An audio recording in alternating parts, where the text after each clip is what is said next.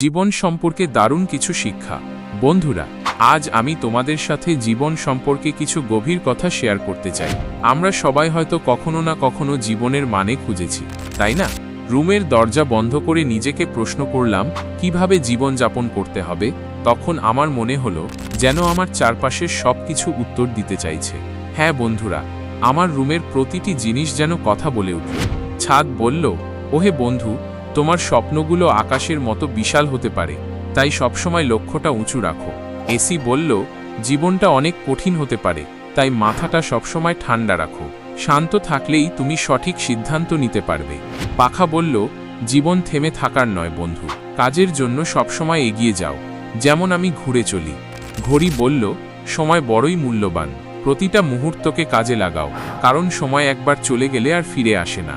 Calendar বলল, একটা routine মেনে চলো, প্রতিদিনের কাজ সময় মতো করো, দেখবে জীবনটা কত সহজ হয়ে যাবে। মানিব্যাগ বলল, ভবিষ্যতের জন্য কিছু সঞ্চয় করো, এতে তোমার কঠিন সময়ে অনেক সুবিধা হবে।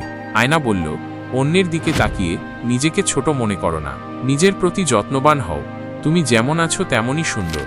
দেয়াল বলল, শুধু নিজের সুখ নয়, অন্যের কষ্টও বোঝার চেষ্টা করো, তাদের পাশে দাঁড়াও। জানালা বলল, তোমার স্বপ্নগুলোকে একটা সীমায় বেঁধে রেখো না, বাইরের দুনিয়াটা অনেক বড়, আরও অনেক কিছু দেখার বাকি আছে। মেঝে বলল, মাটির সাথে মিশে থাকো, কুমিল্দার হও, তাহলেই তুমি সত্যিকারের মানুষ হতে পারবে। আর দরজা বলল, শুধু নিজের জন্য বাঁচো না, অন্যকে ভালোবাসতে শেখো, মানুষের মনে জায়গা করে নাও। বন্ধুরা, এই কথাগুলো আমার জীবনকে নতুন দিশা দিয়েছে। আশা করি তোমাদেরও ভালো লেগেছে। এই রকম অনুপ্রেরণামূলক কথা শুনতে আমাদের YouTube channel knowledge therapy subscribe করো। ভিডিওটি ভালো লাগলে লাইক করো, তোমার মতামত কমেন্টে জানাও, বন্ধুদের সাথে শেয়ার করো, যাতে তারাও অনুপ্রাণিত হতে পারে। সাথে থেকো, শিখতে থাকো, এগিয়ে চলো।